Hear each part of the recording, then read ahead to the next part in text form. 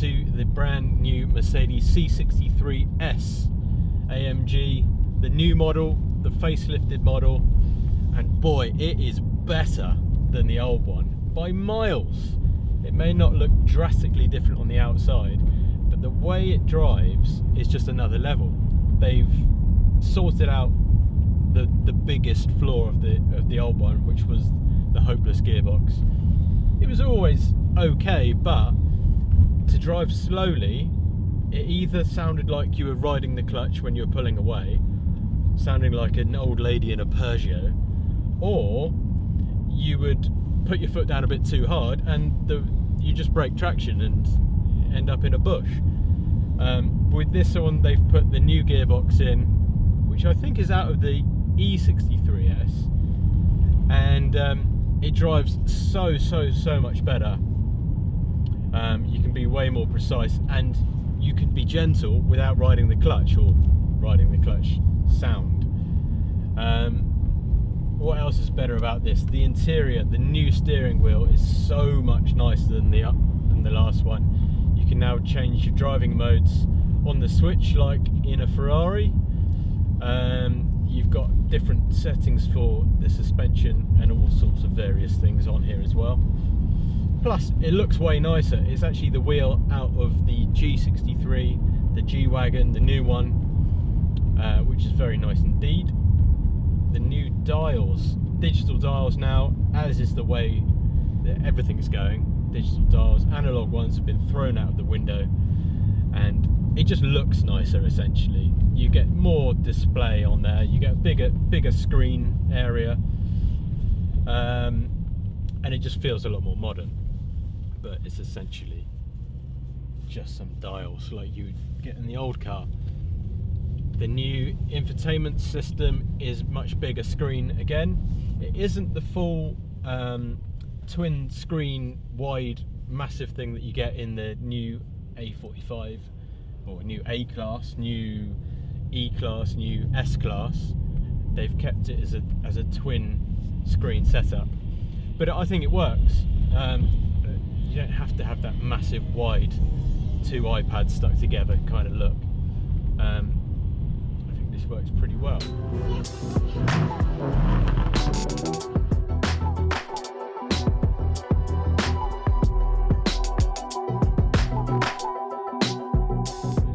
So what else is new is improved fuel economy. On this test now, we've been shooting for about an hour now, and it's getting 20 miles per gallon. That's good. I would consider that good. And it keeps the same power and torque figures as the previous generation, pretty much, within a few horsepower of it. So that's not really anything to write home about. 0 to 60 is 3.5-ish seconds, 3.7 seconds. But I really feel like you can get the power down a lot better in this new car, down to that new gearbox again. It just is so much more planted. You put your foot down and it grips and goes, whereas the other one, you just end up just doing a burnout, which is fun for. It's fun if you're at a car meet with a bunch of 17-year-olds with backwards baseball caps on. It's not so fun if you're just trying to go to work. So yeah, there's that. The seats are the same as the old one. Amazing seats. The AMG sport seats are so nice, so comfortable, and look amazing as well. Burmeister stereo. This one as well is a little bit different to the rest because it's been wrapped in Nardo grey, which it really suits the car.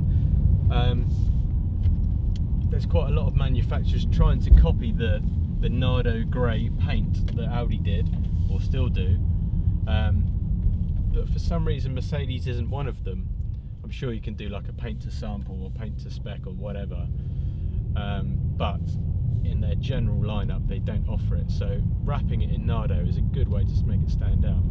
There goes another one, but an old shape. That's got an old grille on it as well. That old grille just looks dated. The new slatted grille at the front looks really cool, and is a signature now of all new Mercedes coming out.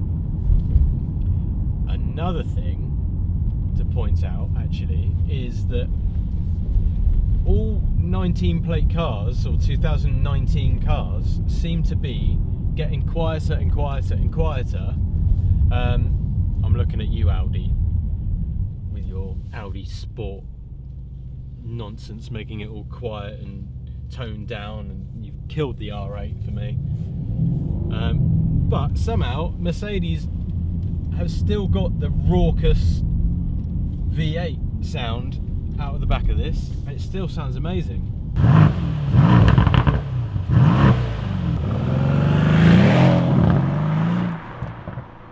So this might be the last V8 sounding car, but unfortunately this is going to be the last V8 that they put in a C-Class. This will be the last V8 C63, which is sad, but it's just the way things are going. It's moving with the times. The next one will be either a 6-cylinder or possibly even a 4-cylinder with electric power as well, before we make the full jump to fully electric rubbish. So yeah, it's a bit of an end of an era really for a car that has always been synonymous with big power, big noise, totally unnecessary things like putting a huge engine in a small car. Those days are gone. So this is the last hurrah really. So if you want something like this, now is the time to get it, before they sting you heavily on tax and insurance and everything else to get these gas guzzlers off the road. This is your last chance. So if you want to buy this very car, get in touch. The link is in the description. It's done a little over 3,500 miles on a 19 plate. So yeah, get in the description, click the link, go to the advert, and you can be driving away in this very soon. But yeah, that's about it. Until next time, and see what we're driving next. I don't know, could be anything.